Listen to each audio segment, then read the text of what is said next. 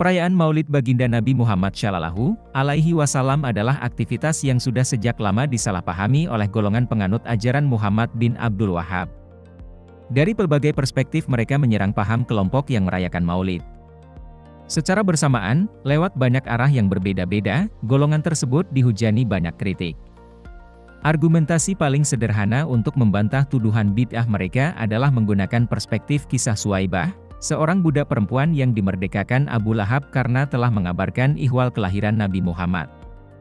Rupanya, Abu Lahab gembira luar biasa mendapat kabar bahwa anak saudaranya telah lahir. Nyaris tiada nikmat lain yang melebihi kegirangannya kala itu.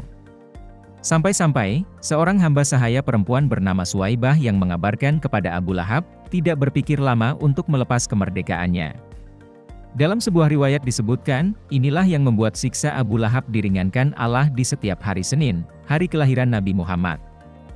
Sayyid Muhammad menulis kisah Abbas bin Abdul Muthalib yang bermimpi bertemu dengan Abu Lahab setelah ia meninggal dunia. Dalam mimpi itu, Abbas menanyakan bagaimana nian kabar di alam barunya kepada paman Nabi yang sempat bahagia dengan kelahiran anak saudaranya itu. Abu Lahab menjawab, "Tiada satu kebaikan pun yang sempat kulakukan selain saat aku memerdekakan Suwaibah, budak perempuanku itu, sebagai bentuk syukur atas kelahiran anak saudaraku, Muhammad.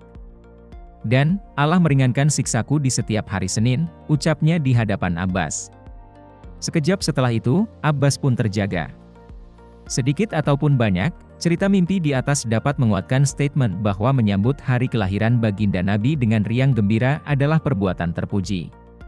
Bahkan sangat terpuji. Dalil legalisasi perayaan Maulid. Baru-baru kemarin, pada awal bulan Rabiul Awal sempat ramai gambar seorang pria berjanggut putih dan mengenakan surban yang juga putih yang dililit di kepalanya.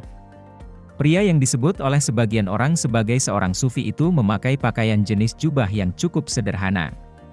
Tampak ia berdiri di sebuah ruangan yang temboknya dihiasi oleh pelbagai judul kitab karya para ulama Ahlus Sunnah. Kedua tangannya sibuk memegang dua ujung papan yang panjangnya kurang lebih 1,5 meter, sedang ukuran lebarnya sekitar 1 meter. Di papan itu tertulis sebuah statement berharga yang dikutip banyak netizen, yang berbunyi, artinya, perayaan hari kelahiran sang insan mulia itu tidak butuh hadis syahih, perayaan ini hanya butuh hati yang sehat. Statement singkat ini menuai banyak kontroversi.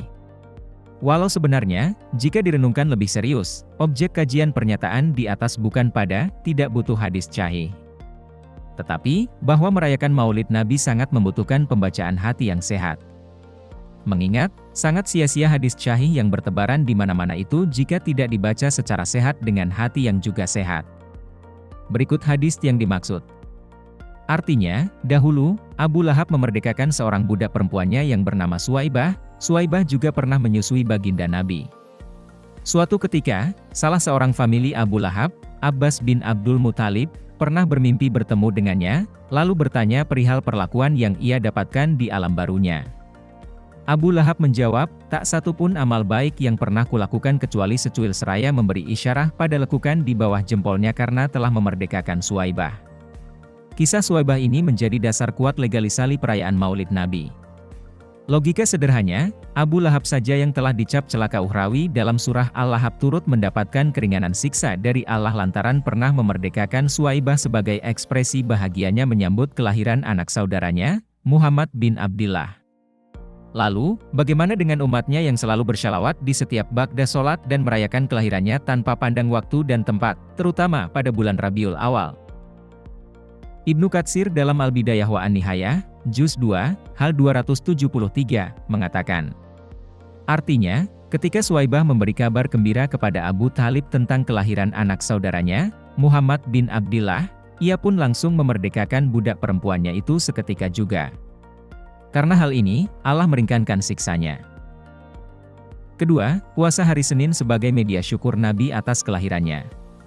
Inti dari perayaan Maulid Baginda Nabi Muhammad seperti yang kita saksikan dan banyak dirayakan ini adalah rasa syukur atas kehadiran sang insan paripurna.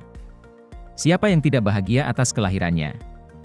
Jangankan manusia, pepohonan bahkan bebatuan juga turut merasakannya. Terlalu banyak dalil yang menjelaskannya dan tidak perlu dijejali dalam tulisan singkat ini. Karena perayaan Maulid didorong oleh rasa syukur, maka jelas bukan persoalan bagi yang melakukannya. Justru sebaliknya, persoalan besar bagi yang mengharamkan dan membid'ah-bid'ahkannya. Baginda Nabi saja, sebagai ekspresi syukurnya yang teramat besar karena telah dilahirkan di dunia ini dengan segala kesempurnaan dan kemanfaatannya untuk seluruh jagat semesta. Ia merayakannya dengan berpuasa di setiap hari Senin, hari kelahirannya.